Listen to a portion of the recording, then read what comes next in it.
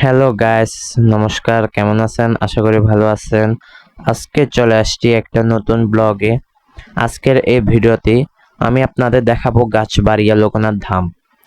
এটি চট্টগ্রামের মিরসরাই ঢাকা চট্টগ্রাম মহাসড়ক সংলগ্ন নিজামপুরের পশ্চিম পাশে অবস্থিত। এখানে প্রতি শুক্রবারে অনেক ভক্তের সমাগম হয়।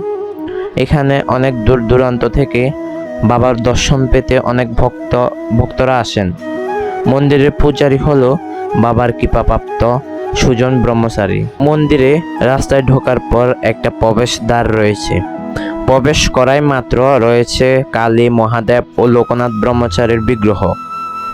আবার আরেকদিকে মূল মন্দিরে প্রবেশ করাই মাত্র দর্শন পেলাম লোকনাথ ব্রহ্মচারীর, যেখানে রয়েছে বাবার কৃপাপ্রাপ্ত পরম পূজারী সুজন ব্রহ্মচারী। এখানে দূর দূরান্ত থেকে অনেক ভক্তের সমাগম হয় প্রতি শুক্রবারে। আবার মন্দিরের ভিতর রয়েছে বিভিন্ন দেবদেবীর মূর্তি।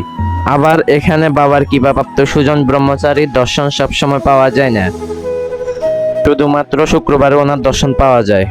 তো বন্ধুরা, এ পর্যন্ত ভিডিওটি ভালো লাগলে লাইক, কমেন্ট, সাবস্ক্রাইব করে চ্যানেলটির পাশে থাকবেন। আবারও দেখা হবে নেক্সট কোনো ভিডিওতে। ধন্যবাদ, নমস্কার।